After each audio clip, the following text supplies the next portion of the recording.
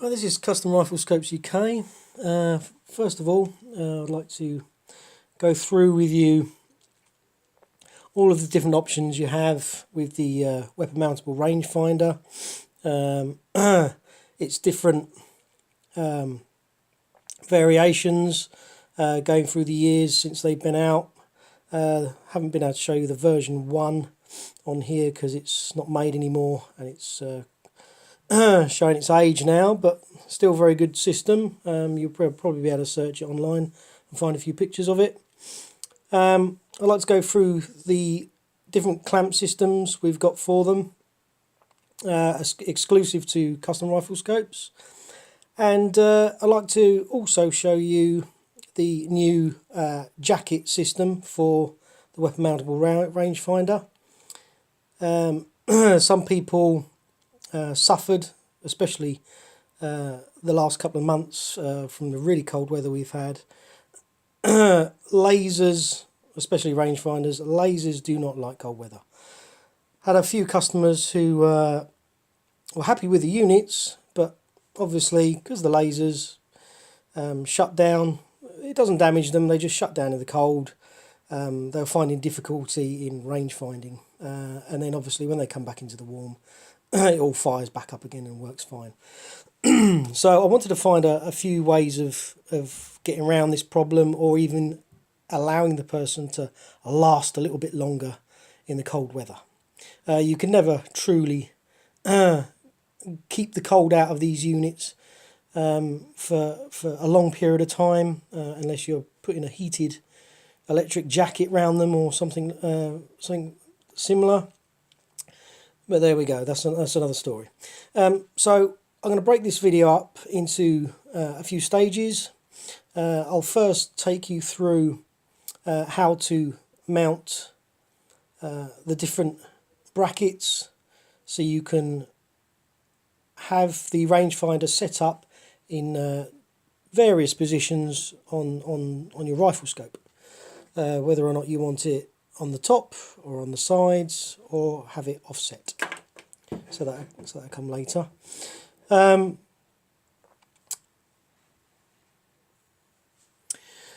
so let's start with the different rangefinders. Well, they're not different, they're just different versions. Obviously we haven't got the first one, which would be sitting up here, which was the Mark 1. Then we have the Mark 2, which was a smaller size, fantastic when it first came out. The only problem is you couldn't zero it to your crosshair, so you could only use it using the iron sight on top, or using it with night vision, and then you would have to watch for the laser ping. So I come up with a new device for it, which was the universal mount system. This little kiddie was also combined with this little unit, so you could clamp this to your rifle scope.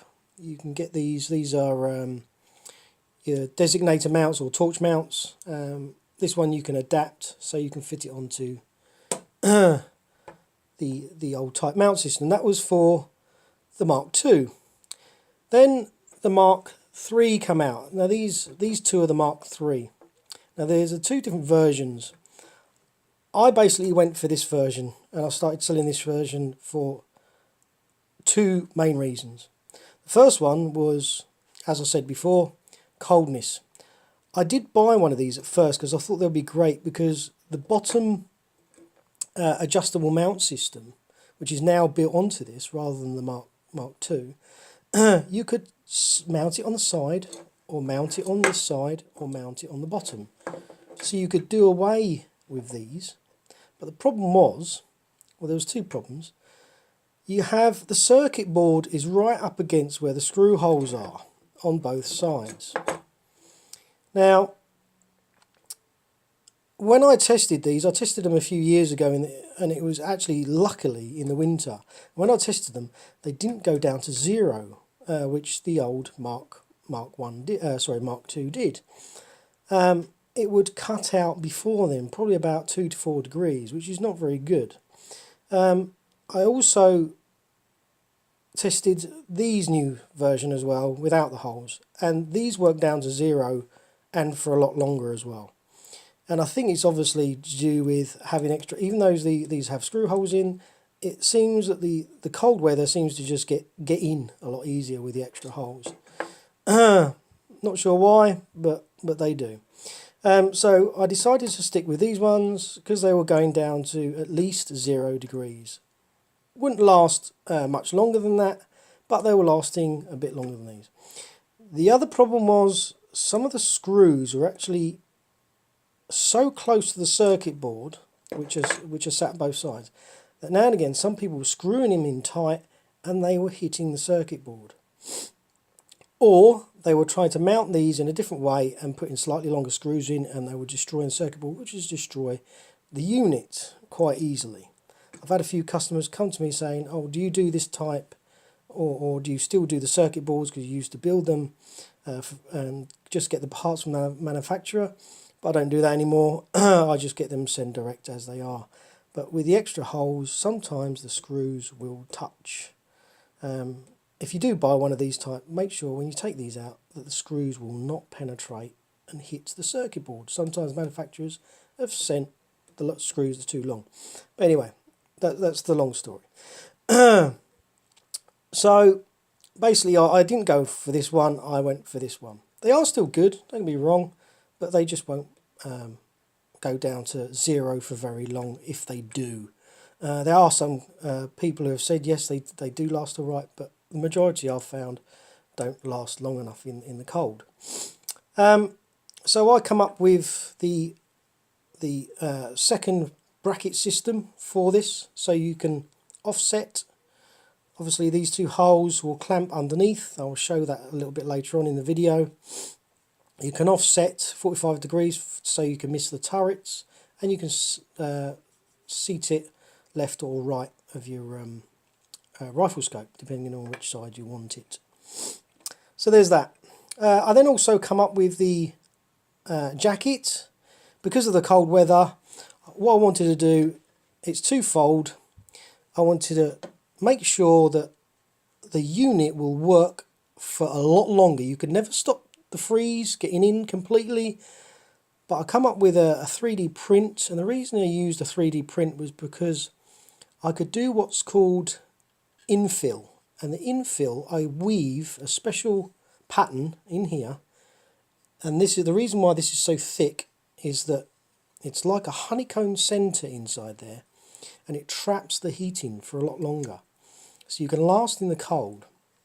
Not only that, it gives added protection to the unit.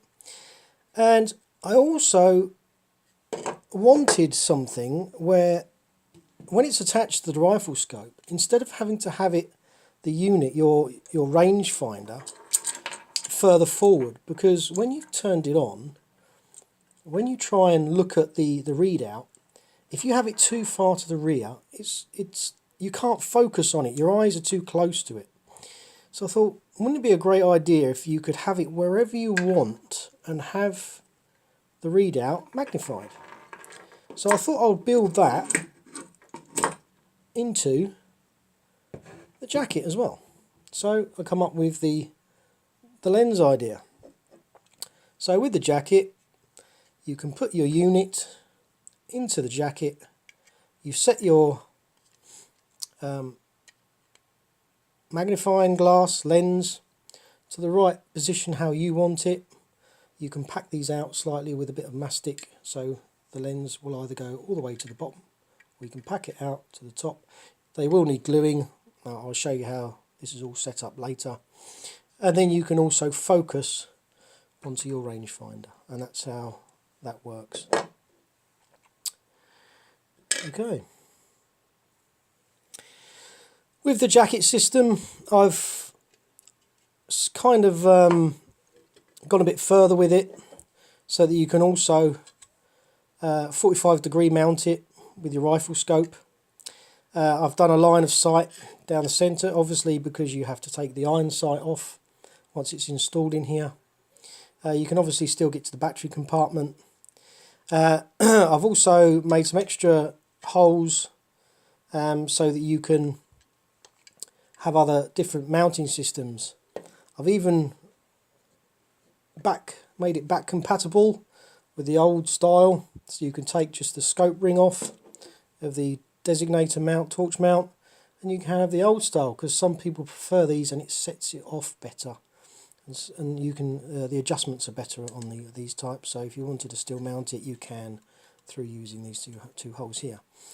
Now some people are probably saying, well, you've just made some extra holes in these, like the same problem you've got with these, but you got this little beauty that you can go out and buy, and whatever holes you're not using in the jacket, you can fill up with that, and that'll help keep the cold out.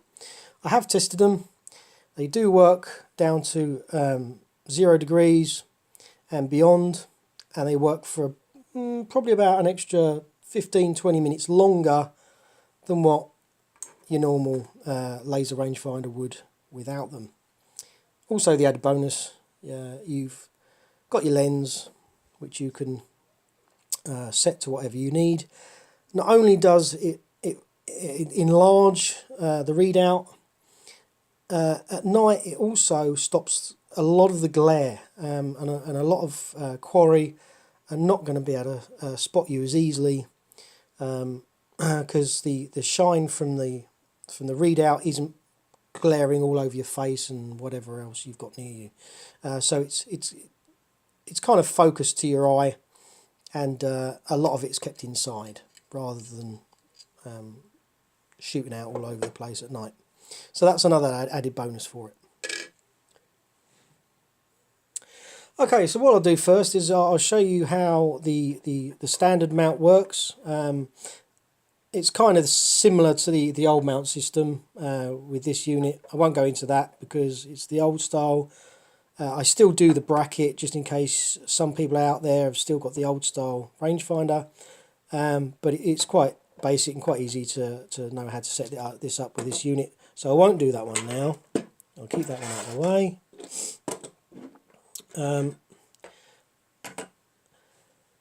I will in fact show you how to mount this with the one with the holes in it. It doesn't really matter, it's just that I'm going to strip this down also for the next video to show you how to stick it into there. You will also get 2 extra nuts that are threaded for this, because you're going to use it both sides. I'll explain that later. They're countersunk, and they will obviously slot in to this side of your mount. Okay, so mounting your universal bracket onto your rangefinder. First thing you want to do, Phillips screwdriver. Take your screws out.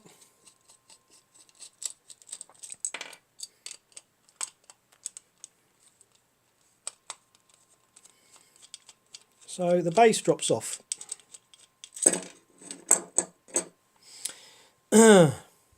Let's move all this out of the way so it's not distracting.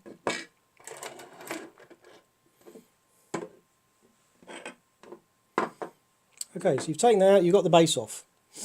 Now you want to take the 2 hex bolts out with your standard Allen key that's supplied.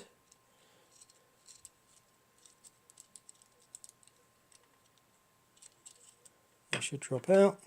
This one's been removed before. This is on loan from a friend.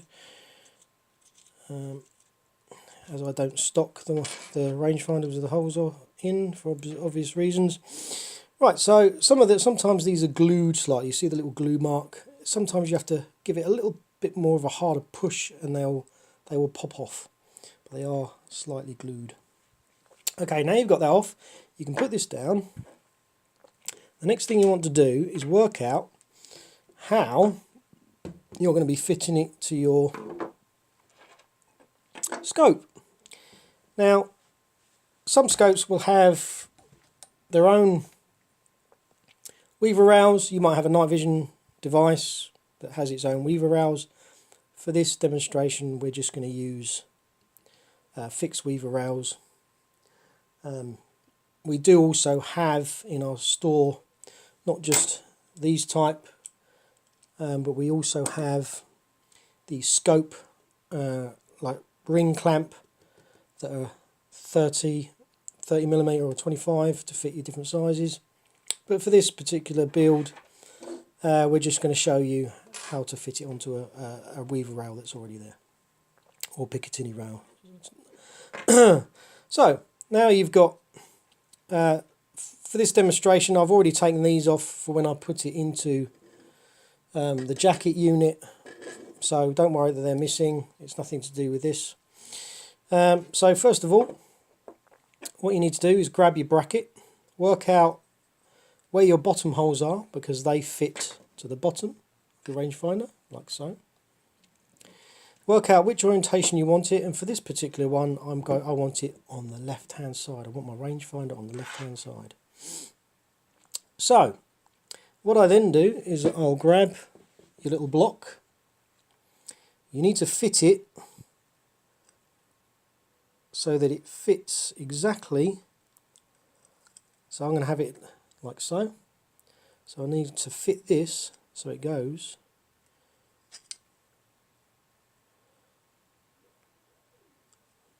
onto the outside this way, this orientation, because I want the whole bracket this way. So I'll turn it over and make sure, as you can see, your rounded edges are on the outer side. Drop. Let's just use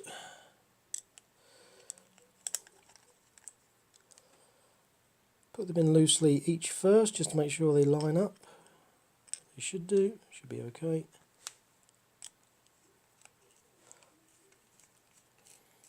Okay. So now you can see they've gone in nicely. You've got your bracket on there, so now you know it's going to fit that way round.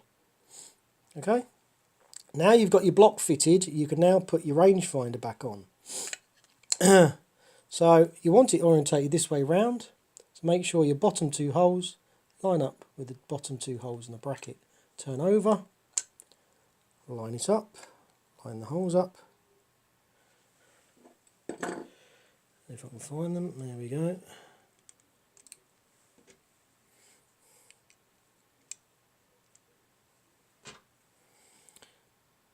Screw these back in.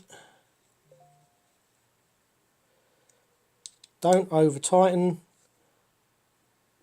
Don't use the long end because you will over tighten and you'll strip the thread. We cannot warrant on the thread being stripped, so be very careful. Okay, so now you're bolted on. It's quite solid. You then use the other two. Let's use a better one than that. That you will get in your kit, and make sure you line up your adjustable base, the holes on your square block, sorry, your rectangle block. Screw in so it's nice and tight.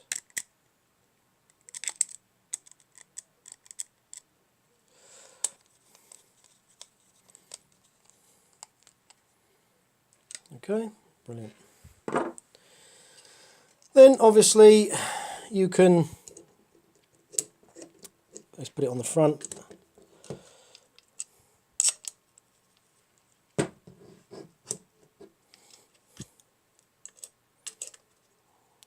This is, should have undone that a little bit more before. It can be a bit tricky sometimes, you have to play around a little bit. But once it's on there nice and tight, you shouldn't have a problem. There we go. Obviously it's a lot harder when it's on your rifle.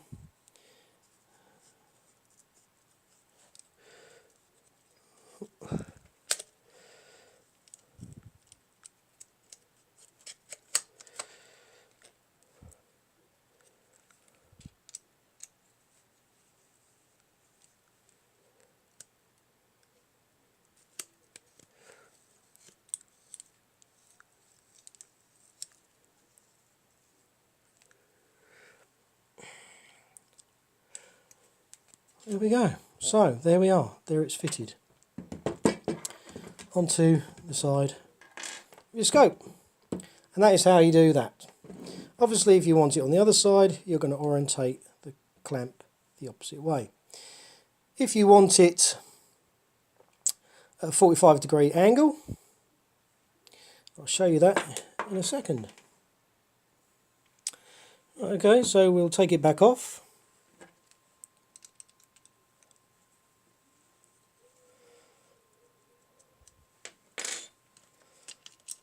There we go. You're then going to have to remove the base again.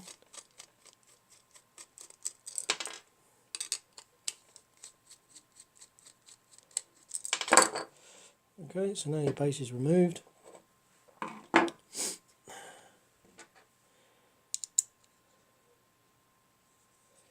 You'll then need to take the two Allen key miniature bolts out.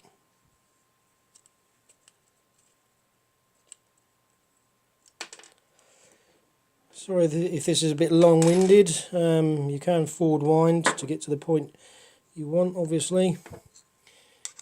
And then you can take these out as needed.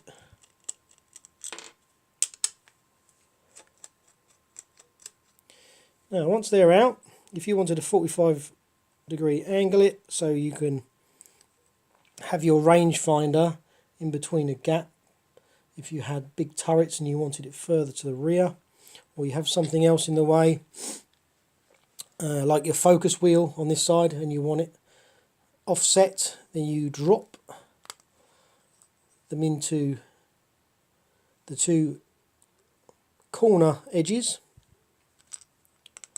You then put your clamp, your rectangle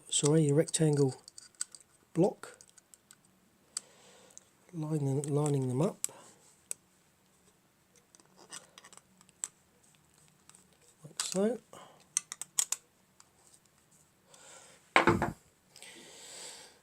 You will then need to make sure you've orientated this again, so you want it that side. Let's say, for instance, you want it that side, so you miss, if you had a focus wheel there, you want it offsetting so that it sits up and to the left of this side. In fact, we'll do it this side, so we just want to miss these two, just so I can show you how exactly it works. So you twist it round and orientate it this way round.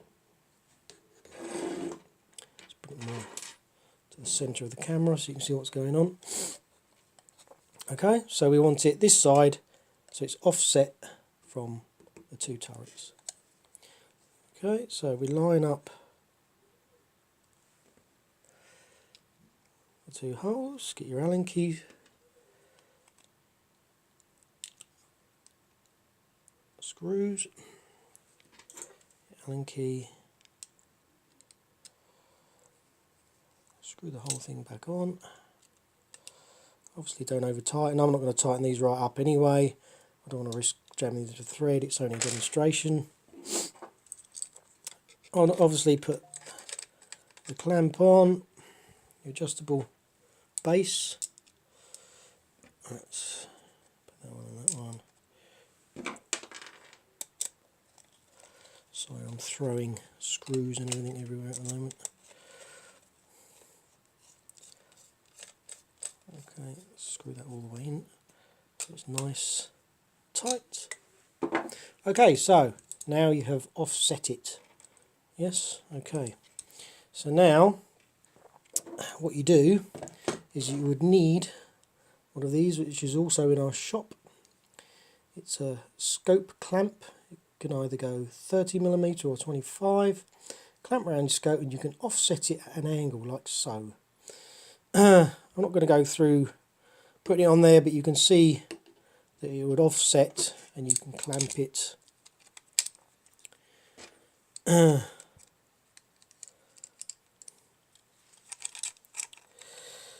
to your scope like so. taking it out of the shot. There you go. So now you can offset and you can have your rifle scope and your rangefinder offset so it misses both turrets if you wanted it further to the rear. Now let's take this back off.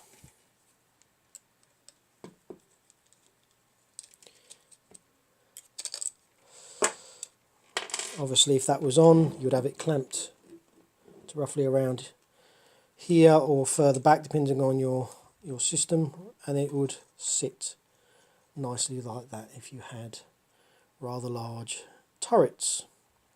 Okay, so there's that system and how that clamps together. Okay, I stripped it all back down. We're still going to use the Mark IV version, which is the one with the holes, because I'd already taken, as I said, the foresight and the rear sight off, just to prove that you can do it with this version, mainly because obviously it's got the extra holes, and this is the one you want to protect the most because it suffers from the cold the most. You can actually fit the Mark II into this as well. I made it compatible with all of them apart from the old Mark I, which obviously is a different size. I won't show you this one, obviously. It will fit in there as well, and it will protect it and help it last a little bit longer in the cold. Also, this is the V4.1Z, and I called it the V4.1Z because it handles the cold better for 0 degrees. We go on to the jacket and how to mount your rangefinder into the jacket.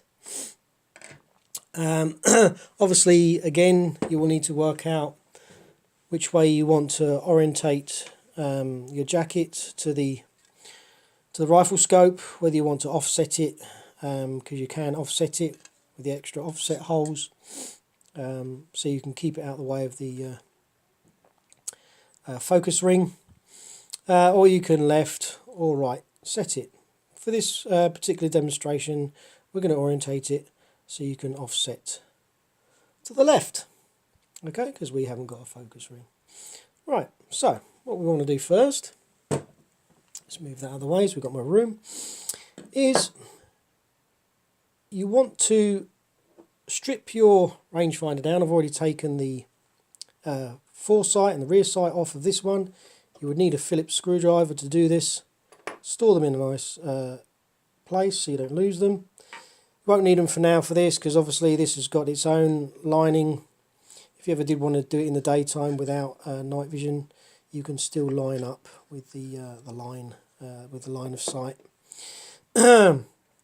So you need to take them out. Obviously you need to take the base off and the block, which I demonstrated earlier.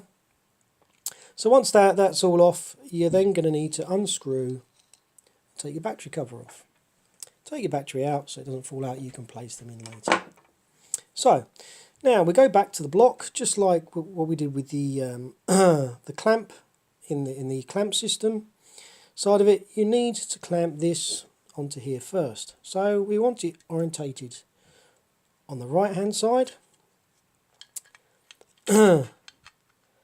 Then you're going to want to line these up. This can be quite difficult, but you want to line these up. You want to drop your 2 screws inside. You're going to need to use a thinner screwdriver so you can drop it down into the hole. Line up the block, the hole like so. Only screw it in a few times just so it starts to bite, so that it's a little bit loose, so then you can do the other 2. And the other 2, sorry, you can do the other one. The other one's further back, it's a little bit harder to get to. You can use the battery hole cover so you can see what you're doing to line it up with the other hole poke it through a little bit, line it up. Yes, I'm in line. Slide your screwdriver into the hole and start screwing that one up as well. There we go.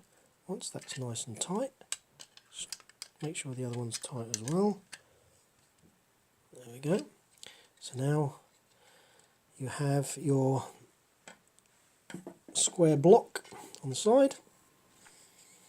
Okay, so the next part you want to do is, oops, sorry, I just kicked the camera up. Next part you need to do is get your remote switch. Make sure the button is facing towards the tip of the triangle so it can slide through easily. That's how it's designed, that's why it's designed like that, so then you can pull it through. Then make sure the wire doesn't get caught. Orientate the rangefinder so the battery compartment is uppermost with the battery hole uppermost as well. Slide, feed your wire through, don't pull it. Line up your holes. Drop your two screws back in.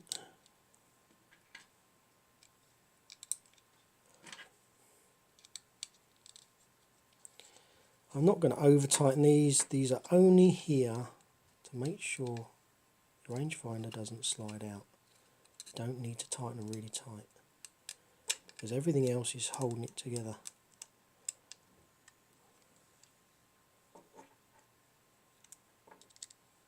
It's nicely hugged in place, as you can see.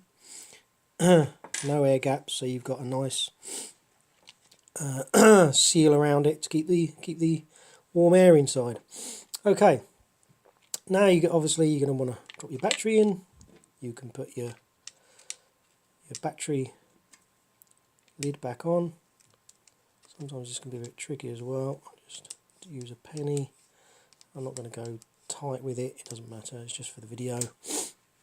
So this is all on.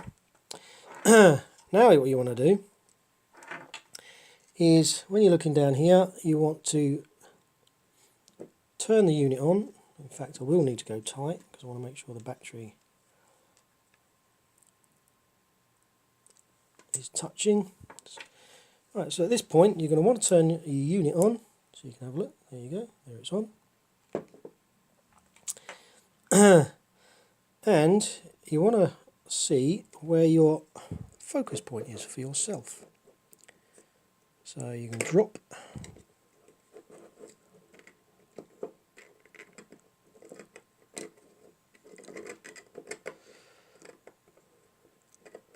your lens in. This can be tricky sometimes. It should pop in nice and just tight enough to keep it in there for now. And as you can see, it's nicely zoomed in. Well, magnified it, sorry, not zoomed. So you can see it nicely there. There you go, there's your... Obviously I can't ping it because I'm just going to ping the table and it's not going to show anything. It needs at least 7 meters distance. So you just put that in there as it is for now, so you can work out how magnified you would like the device. You can obviously bring the magnifying lens further out if you wish to magnify it more, or further in. Once you're happy with the position it's in, you can then put a little tiny dab of silicone in each corner to keep it there. Once you're happy with that, you can then put your clamp on, your adjustable mounting clamp.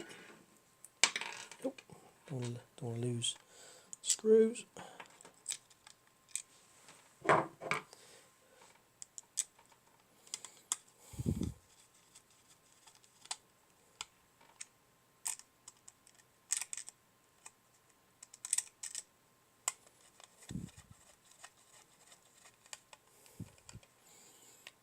There we go, so they're nice and tight. There we go, all locked in. All lovely locked in. Okay, move everything else out the way. Then we go back to our scope. We then mount the unit to your scope.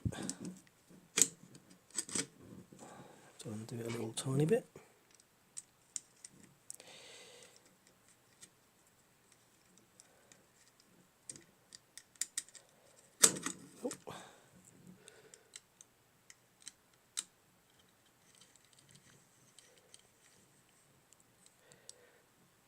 Okay, there we are. So there she is, mounted together.